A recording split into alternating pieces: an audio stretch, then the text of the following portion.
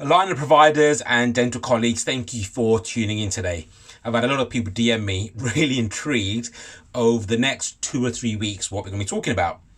So what I'd love to talk about is some of the understanding, the psychology and the science behind growth, because I'm getting a lot of colleagues reaching out and they're saying we're struggling to grow either clinically, financially, perhaps even emotionally, because of some of the challenges that are unique within dentistry. So what is it that big business understand? So we're going to try to address some of this and relate it to aligners by understanding what big business knows. So let's start off by talking about Lego. Lego is a really interesting case study. There was a carpenter in Denmark who was making wooden toys, and he would barter these for bread, milk, and eggs during the war. As his business grew, he understood that was not a scalable model. Therefore, he went to Copenhagen to see a machine that made plastic toys, which he was told was the future. He was given a plastic brick, and when he saw it, he thought nothing of it. So he put it into his pocket and he went home. A few weeks later, when he put the same, set of trousers back on again, he put his hand in his pocket and he saw the brick. And he asked himself a question. I wonder if we could use this in another way.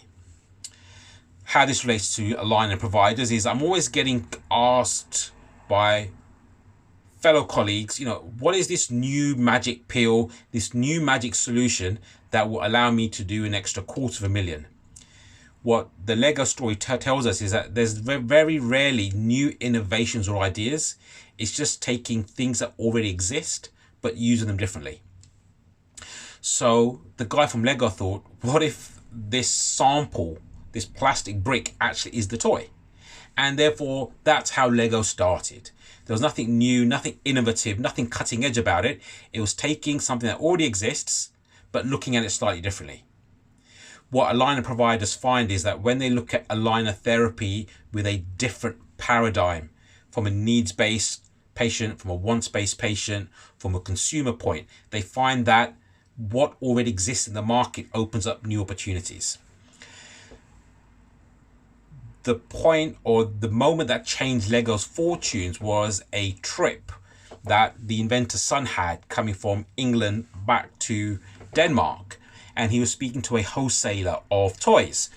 And what this chap said to him is that, the problem with the toy market is that there's no system of play. And therefore, we're just expecting people to take bricks and randomly put them together.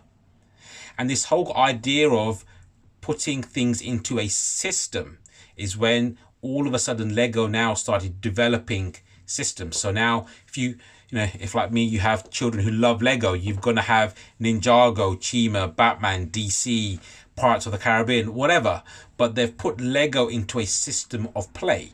What top providers understand is that we can't wing or blag our way to dominate the aligner market. Everything has to be put into a system. One of the things that young colleagues are saying to me is that dentists are extremely collegiate. They're extremely helping when it comes to clinical dentistry. But when it comes to the other parts, mindset, mindfulness, when it comes to the business, the strategies, the systems, it's a closed shop. So what we're going to try to do over the next coming series of videos is to open up or democratize what big providers know, what big business know, so that we can all share in this knowledge. So guys, if you have enjoyed today, please DM, please link, please like. I don't know how this all works, but let's get the word out there. Let's get together and help each other. Thanks a lot, guys. Bye.